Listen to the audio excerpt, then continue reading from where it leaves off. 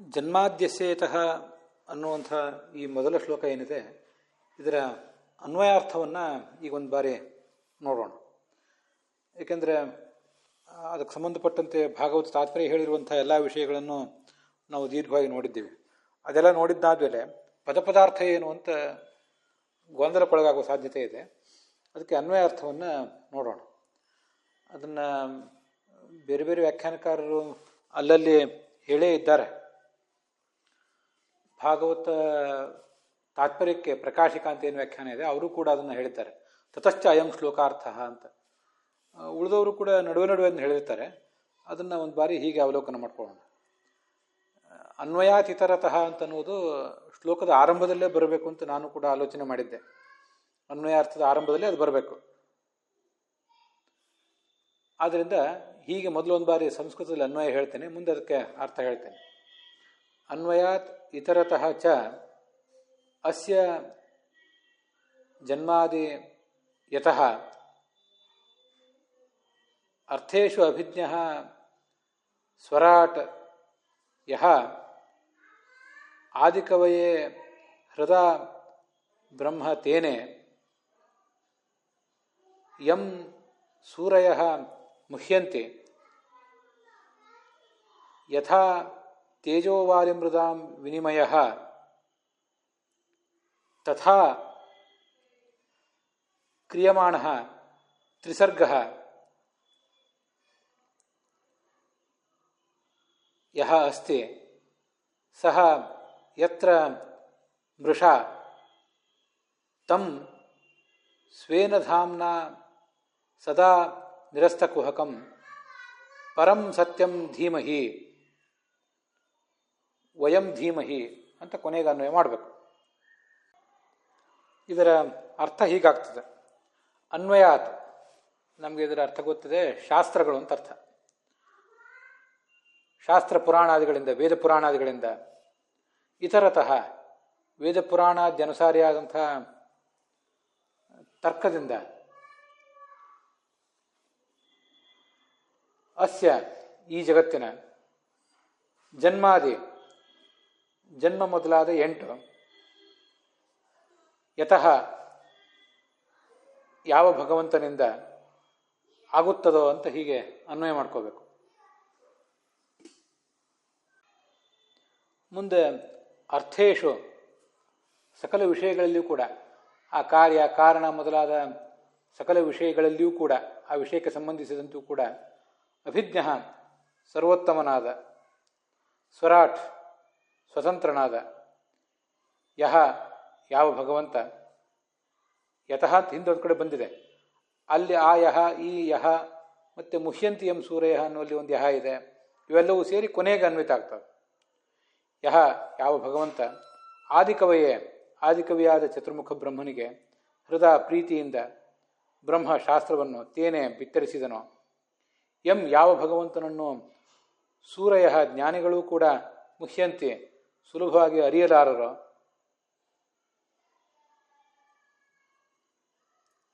ಯಥಾ ಹೇಗೆ, ತೇಜೋ ವಾರಿ ಮೃದಾಂ, ತೇಜಸ್ ಅಂದರೆ ದೀಪ, ವಾರಿ ಅಂದರೆ ನೀರಿನಲ್ಲಿ ಕಾಣುವ ಪ್ರತಿಬಿಂಬ, ಮೃತ್ ಅಂದರೆ ಮಣ್ಣು, ಇವುಗಳ ವಿನಿಮಯ ಅಂದರೆ ಕಾರ್ಯ,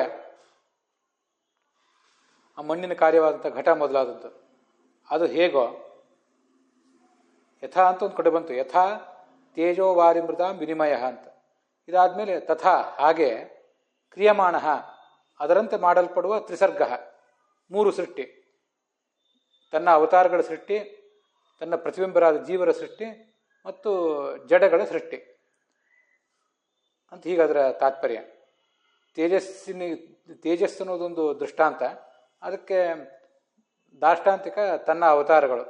ವಾರಿ ಅನ್ನುವುದು ಇನ್ನೊಂದು, ವಾರಿ ನೀರಿನಲ್ಲಿ ಕಾಣುವ ಪ್ರತಿಬಿಂಬ ಅಂತ, ಅದಕ್ಕೆ ದಾಷ್ಟಾಂತಿಕ ಜೀವರ ಸೃಷ್ಟಿ. ಮುಂದೆ ಮೃತ್ ಅನ್ನುವುದು 3ನೇ ದೃಷ್ಟಾಂತ, ಮೃತ್ತಿನಿಂದ ಹುಟ್ಟುವ ಘಟ ಮೊದಲಾದದ್ದು, ಅದರ ದಾಷ್ಟಾಂತಿಕ ಈ ಜಡಗಳ ಸೃಷ್ಟಿ. ತಥಾ ಅದಕ್ಕಾಗಿ ಯಥಾ ತೇಜೋವಾರಿ ಮೃದಾಂ ವಿನಿಮಯ ತಥಾ ಹಾಗೆ ಕ್ರಿಯಮಾಣ ಮಾಡಲ್ಪಡುವ ಅಂತ ಒಂದು ಅಧ್ಯಾಯ ನಾನು ಮಾಡ್ಕೊಂಡಿದ್ದೇನೆ ಅದರ ಸ್ಪಷ್ಟತೆಗಾಗಿ. ತ್ರಿಸರ್ಗ 3 ಸೃಷ್ಟಿ, ಈಶ್ವರನ ಸೃಷ್ಟಿ, ಜೀವ ಸೃಷ್ಟಿ ಮತ್ತು ಜಡ ಸೃಷ್ಟಿ. ಯಹ ಅಸ್ತಿ ಏನಿದೆಯೋ ಸಹ ಆ ಸೃಷ್ಟಿಯು ಯತ್ರ ಯಾವ ಭಗವಂತನಲ್ಲಿ ಮೃಷ ವ್ಯರ್ಥವಾಗಿದೆಯೋ, ಮತ್ತೆ ಅಮೃಷ ಅಂದರೆ ಸುಳ್ಳಲ್ಲವೋ, ಇದು ಒಂದರ್ಥ. ತಮ್ ಅಂತಹ ಸ್ವೇನ ತನ್ನ ಧಾಮ್ನ ತೇಜಸ್ಸಿನಿಂದ ಮಹಿಮೆಯಿಂದ ಸದಾ ಯಾವಾಗಲೂ ನಿರಸ್ತ ಕುಹಕಂ ನಾಶ ಮಾಡಲ್ಪಟ್ಟ ದೋಷವುಳ್ಳ, ನಾಶ ಮಾಡಲ್ಪಟ್ಟ ಮಾಯೆಯುಳ್ಳ,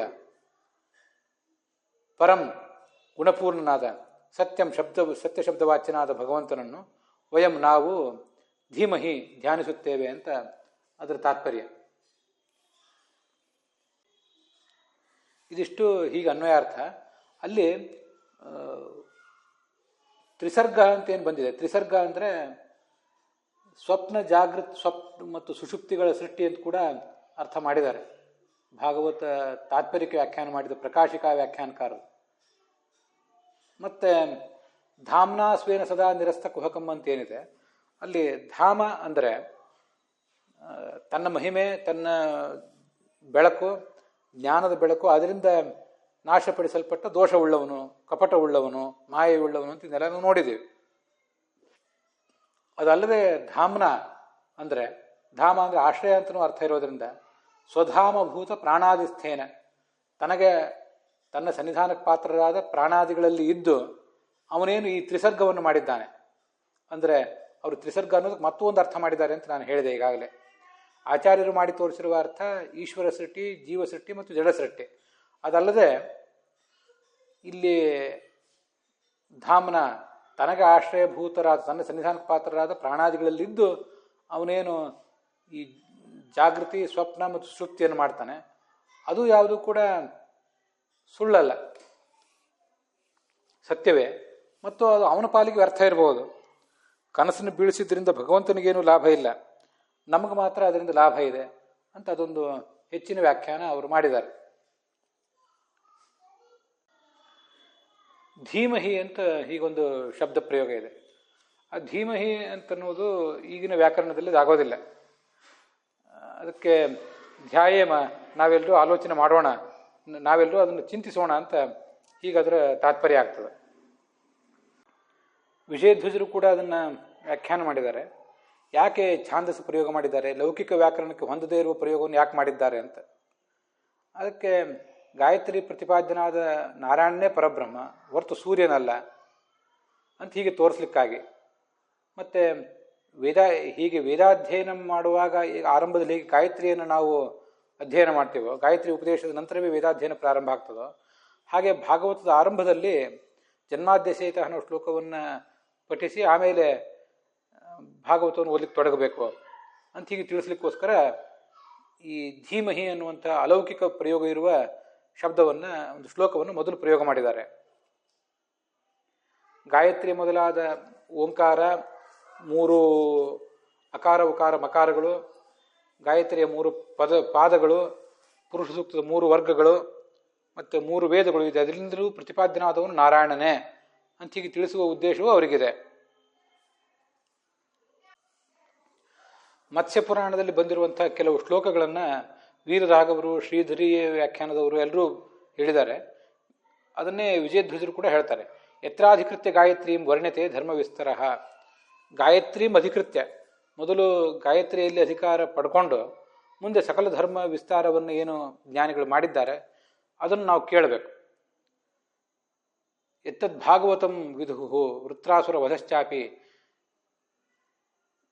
ಸ್ಕಂದ ಪುರಾಣದಲ್ಲೂ ಕೂಡ ಗ್ರಂಥ 18 ಸಹಸ್ರ 12 ಸ್ಕಂದ ಸಂಹಿತ ಹಯಗ್ರೀವ ಬ್ರಹ್ಮವಿದ್ಯಾ ಯತ್ರ ವೃತ್ರವಧಸ್ತಥ ಗಾಯತ್ರ್ಯಾಚ ಸಮಾರಂಭ ಯತ್ರ ಭಾಗವತಂ ವಿದುಹು. ಗಾಯತ್ರಿಯಿಂದಲೇ ಈ ಭಾಗವತ ಪ್ರಾರಂಭ ಆಗ್ತದೆ ಅಂತ ಅಲ್ಲಿ ಮತ್ಸ್ಯ ಪುರಾಣ, ಸ್ಕಂದ ಪುರಾಣಗಳಲ್ಲಿ ಕೂಡ ಬಂದಿದೆ. ಅದನ್ನು ಬೇರೆ ಬೇರೆ ವ್ಯಾಖ್ಯಾನಕಾರರು ಉದ್ಧರಿಸಿದ್ದಾರೆ. ವಿಜಯಧ್ವಜರು ಅದನ್ನು ಉದ್ಧರಿಸ್ತಾರೆ. ಧ್ಯೈ ಚಿಂತಾಯಂ ಧಾತುವಿಗೆ ವಿಧಿಲಿಂಗ್ ಲಕಾರದಲ್ಲಿ ಛಾಂದಸ ರೂಪ ಇದು. ಲೌಕಿಕ ವ್ಯಾಕರಣದ ಪ್ರಕಾರ ಇದು ಆಗೋದಿಲ್ಲ, ಆದರೆ ವೈದಿಕ ವ್ಯಾಕರಣದ ಪ್ರಕಾರ ಈ ರೂಪ ಆಗ್ತದೆ. ಧ್ಯಾಯೇಮ ಅಂತ ಹೀಗೆ ಅದರ ಅರ್ಥ.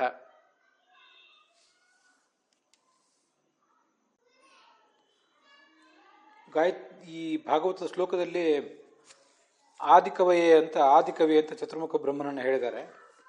ಕವಿರ್ಯ ಪುತ್ರ ಸೈಮಾಚಿಕೇತ ಎಸ್ತಾ ವಿಜಾನಾತ್ ಸಪಿತುಷ್ಪಿತಾಸತ್ ಅಂತ ಋಗ್ವೇದವು ಕೂಡ ಆ ಚತುರ್ಮುಖ ಬ್ರಹ್ಮನನ್ನ ಕವಿ ಅಂತ ವರ್ಣನೆ ಮಾಡಿದೆ. ಭಗವಂತನ ಬಗ್ಗೆ ಎಲ್ಲವನ್ನೂ ಬಲ್ಲವನು, ಉಳಿದ ಜೀವರಿಗಿಂತ ಹೆಚ್ಚು ಬಲ್ಲವನು ಕವಿ ಅನಿಸ್ಕೊಂಡಿರುವಂಥ ಈ ಚತುರ್ಮುಖ ಬ್ರಹ್ಮ ಅಂತಲೇ ಋಗ್ವೇದವು ವರ್ಣನೆ ಮಾಡಿದೆ.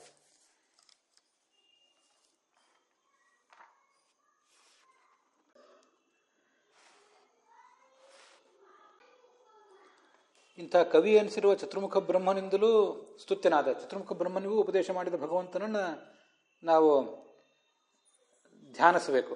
ನಾವು ಧ್ಯಾಯೇಮ ಧೀಮಹಿ ಅಂತ ವರ್ಣನೆ ಮಾಡಿದ್ದಾರೆ. ಇದ್ರ ಬಗ್ಗೆ ಇನ್ನಷ್ಟು ಹೀಗೆ ಆಲೋಚನೆ ಮಾಡಬೇಕು ಅಂತ ನನಗೆ ಕಾಣಿಸ್ತು. ಮಹಾನಾರಾಯಣ ಉಪನಿಷತ್ತಿನಲ್ಲೆಲ್ಲ ಧೀಮಹಿ ಅಂತ ಪ್ರಯೋಗ ಕಂಡು ಬರ್ತಿರ್ತದೆ. ಪುರುಷಸ್ಯ ವಿದ್ಮ ಸಹಸ್ರಾಕ್ಷಸ್ಯ ಮಹಾದೇವಾಯ ಧೀಮಹಿ ತನ್ನೋ ರುದ್ರ ಪ್ರಚೋದಯಾತ್ ಇತ್ಯಾದಿ. ಅದಕ್ಕೆ ಧ್ಯೈ ಚಿಂತಾಯಾಮ್ ಅಂತ ಒಂದು ಧಾತು, ಅದು ಈಗ ಪರಸ್ಮೈ ಪದದಲ್ಲಿ ಮಾತ್ರ ಉಪಲಬ್ಧ ಇದೆ. ಆತ್ಮನೇ ಪದದಲ್ಲೂ ಅದನ್ನು ಬಳಸಿದರೆ ಅದರ ಉತ್ತಮ ಪುರುಷ ಬಹುವಚನ ರೂಪ ನಾವು ಅಂತ ಆಗಬೇಕಲ್ಲ, ಅದು ವಿಧಿಲಿಂಗ್ನಲ್ಲಿ ಧ್ಯಾಯೇಮಹಿ ಅಂತ ಆಗ್ತದೆ. ಮತ್ತು ಆಶೀರ್ಲಿಂಗ್ನಲ್ಲಿ ಧ್ಯಾಯಿಷೀಮಹಿ ಅಂತ ಆಗ್ತದೆ. ಆದರೆ ಧೀಮಹಿ ಅನ್ನುವಂಥ ಲಕಾರ ಮಾತ್ರ ಅನ್ನುವ ರೂಪ ಮಾತ್ರ ಯಾವ ಪ್ರಯೋಗದಲ್ಲೂ ಆಗೋದಿಲ್ಲ. ನಮ್ಗೆ ಗೊತ್ತಿರುವಂತೆ ವಿಧಿಲಿಂಗ್ ಲಕಾರವನ್ನು ಇನ್ನೊಬ್ಬರಿಗೆ ವಿಧಾನ ಮಾಡುವಾಗ ನೀವು ಹೀಗೆ ಮಾಡ್ರಿ ಅಂತ ಹೇಳುವ ಸಂದರ್ಭದಲ್ಲಿ ವಿಧಿಲಿಂಗ್ ಪ್ರಯೋಗ ಮಾಡ್ತಾರೆ. ಇನ್ನೊಬ್ಬರು ಹಿರಿಯರ ಆಶೀರ್ವಾದ ಮಾಡುವ ಸಂದರ್ಭ ಇದ್ದಾಗ ಅಲ್ಲಿ ಆಶೀರ್ಲಿಂಗ್ ಪ್ರಯೋಗ ಮಾಡ್ತಾರೆ. ಇದು ಆಶೀರ್ಲಿಂಗ್ನಲ್ಲೂ ಹೀಗಾಗೋದಿಲ್ಲ, ವಿಧಿಲಿಂಗ್ನಲ್ಲೂ ಹೀಗಾಗೋದಿಲ್ಲ. ಆದರೆ ಈ ಧೀಮಹಿ ಅನ್ನುವ ಪ್ರಯೋಗ ಈ ಆಶೀರ್ಲಿಂಗ್ ಮತ್ತು ವಿಧಿಲಿಂಗ್ ಲಕಾರಗಳ ಒಂದು ಸಂಗಮ ಅಂತ ಹೀಗೆ ನಾವು ತಿಳ್ಕೋಬಹುದು. ಪ್ರಚೋದಯಾತ್ ಅಂತಿದೆಯಲ್ಲ, ಧ್ಯೂಯೋನ ಪ್ರಚೋದಯಾತ್ ಅಂತ ಗಾಯತ್ರಿಯಲ್ಲಿ, ಅದೇನು ಭಾಗವತ ಶ್ಲೋಕದಲ್ಲಿ ಬಂದಿಲ್ಲ. ಆದರೆ ಆ ಪ್ರಚೋದಯಾತ್ ಅನ್ನೋದು ಕೂಡ ಆಶೀರ್ಲಿಂಗ್ ಮತ್ತು ವಿಧಿಲಿಂಗ್ ಲಕಾರಗಳ ಒಂದು ಸಂಗಮ. ಅದರಂತೆ ಇದನ್ನು ಕೂಡ ಆಶೀರ್ಲಿಂಗ್ ಮತ್ತು ವಿಧಿಲಿಂಗ್ ಲಕಾರಗಳ ಸಂಗಮ ಅಂತ ನಾವು ತಿಳಿಬಹುದು.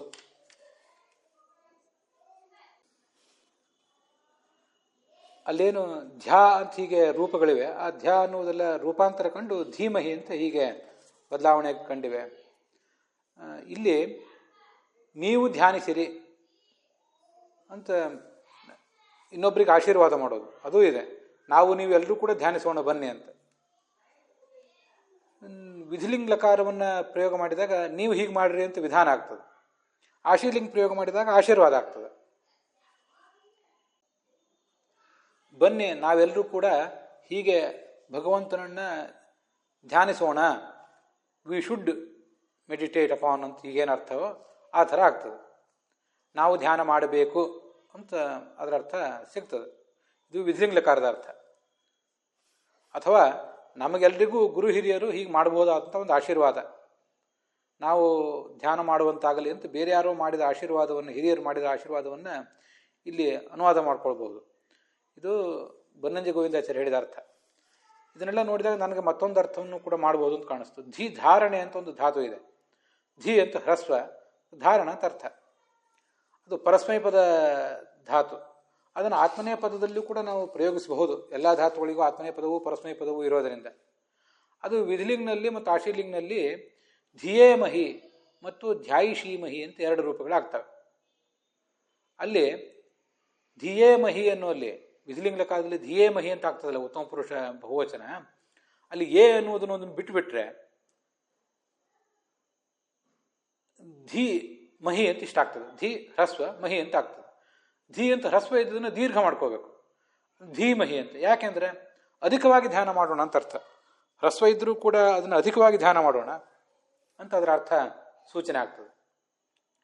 ಮತ್ತೆ ಧಿಯೇಮಹಿ ಅಂತ ವಿಧಿಲಿಂಗ್ಲಕಾರ ಉತ್ತಮ ಪುರುಷ ಏಕವಚನದ ಬಹುವಚನದಲ್ಲಿ ಆಗುವುದನ್ನು, ನಡುವಿನ ಅಕ್ಷರವನ್ನು ನಾವು ಬಿಟ್ಟಿದ್ದರಿಂದ ಆ ಧ್ಯಾನವನ್ನು ನಾವು ಅಧಿಕವಾಗಿ ಮಾಡೋಣ, ಬೇಗ ಮಾಡೋಣ. ಧ್ಯಾನ ಮಾಡಲಿಕ್ಕೆ ನಾವು ವಿಳಂಬ ಮಾಡುವುದು ಬೇಡ, ಭಗವಂತನನ್ನು ಚಿಂತಿಸಲಿಕ್ಕೆ ನಾವು ವಿಳಂಬ ಮಾಡುವುದು ಬೇಡ. ಒಂದು ಅಕ್ಷರವನ್ನು ಬಿಟ್ಟಿದ್ದರಿಂದ ಇದರಲ್ಲಿ ವಿಳಂಬ ಸಲ್ಲದು, ಶೀಘ್ರವಾಗಿ ಮಾಡೋಣ ಅಂತ ಗೊತ್ತಾಗ್ತದೆ. ಇಂಥ ವ್ಯಾಖ್ಯಾನಗಳನ್ನು ಹಿಂದೆನೂ ಕೂಡ ನಾನು ಮಾಡಿದ್ದೇನೆ. ಹಿರಿಯರ ವ್ಯಾಖ್ಯಾನಗಳನ್ನು ಅನುಸರಿಸಿ ಅದನ್ನು ನೀವು ಕೇಳಿದ್ದೀರಿ. ಹೀಗೆ ನಡುವಿನ ಏಕಾರವನ್ನು ಬಿಡಲಿಕ್ಕೆ ಇದು ಕಾರಣ. ಧೀ ಇದ್ದದನ್ನು ಧೀ ಅಂತ ದೀರ್ಘ ಮಾಡಲಿಕ್ಕೆ ಅಧಿಕವಾಗಿ ಮಾಡೋಣ. ಹೀಗೆ ಅಧಿಕವಾಗಿ ಮಾಡೋಣ, ಆದರೆ ವಿಳಂಬ ಮಾಡೋದು ಬೇಡ, ಬೇಗ ಮಾಡೋಣ ಅನ್ನೋದನ್ನು ತೋರಿಸ್ತದೆ. ಈ ಥರ ಈ ಧೀ ಧಾರಣೆ ಅಂತ ಧಾತು ಇದೆಯಲ್ಲ, ಅದನ್ನು ಇಟ್ಕೊಂಡ್ರೆ ಇನ್ನೂ ಹೆಚ್ಚು ಸುಲಭ ಅಂತ ನನ್ನ ದೃಷ್ಟಿಕೋನ. ಯಾಕೆಂದರೆ ಧ್ಯೈ ಚಿಂತಾಯಾಮ್ ಅಂತ ಧಾತು ಇಟ್ಕೊಂಡಾಗ ಅದರ ರೂಪ ಧ್ಯಾಯೇಮಹಿ ಅಂತ ವಿಧಿಲಿಂಗ ನಕಾರದಲ್ಲಿ, ಧ್ಯಾಯಿಷೀಮಹಿ ಅಂತ ಆಶೀಲಿಂಗ ನಕಾರದಲ್ಲಿ ಆಗಿತ್ತು. ಅಲ್ಲಿ ಧ್ಯಾ ಅಂತಿತ್ತು. ಆ ಧ್ಯಾ ಅಂತಿದ್ದದನ್ನು ಧೀ ಅಂತ ಮಾಡ್ಕೋಬೇಕಾಗಿತ್ತು ನಾವು. ಅದು ಹೆಚ್ಚು ಸಂಕೀರ್ಣವಾದ ವಿಷಯ. ಧ್ಯಾ ಅಂತ ಧಕಾರ ಯಕಾರಗಳ ಸಂಯುಕ್ತಾಕ್ಷರ ಅದು, ಅದೆಲ್ಲ ಹೋಗಿ ಧೀ ಅಂತ ಆಗಬೇಕಾದ್ದು ಹೆಚ್ಚು ಸಂಕೀರ್ಣ. ಆದರೆ ಧೀ ಧಾರಣೆ ಅನ್ನುವ ಧಾತುವನ್ನು ಇಟ್ಕೊಂಡಾಗ ನನ್ನ ಆಲೋಚನೆಯಂತೆ ಧಿಯೇ ಮಹಿ ಅಂತ ಆಗ್ತದೆ. ಧೀ ಅಂತ ಅಲ್ಲಿ ಹ್ರಸ್ವ ಇದ್ದೇ ಇದೆ, ಅದನ್ನು ದೀರ್ಘ ಮಾಡಬೇಕು. ನಡಿರುವ ಏಕಾರ ಒಂದನ್ನು ಬಿಟ್ಟು ಬಿಡಬೇಕು. ಇದು ಹೆಚ್ಚು ಸುಲಭ ಆಗ್ತದೆ ಅಂತ ನನ್ನ ಅಭಿಪ್ರಾಯ. ಅಲ್ಲಿಗೆ ಈ ಭಾಗ ಸಮಾಪ್ತವಾಗಿದೆ.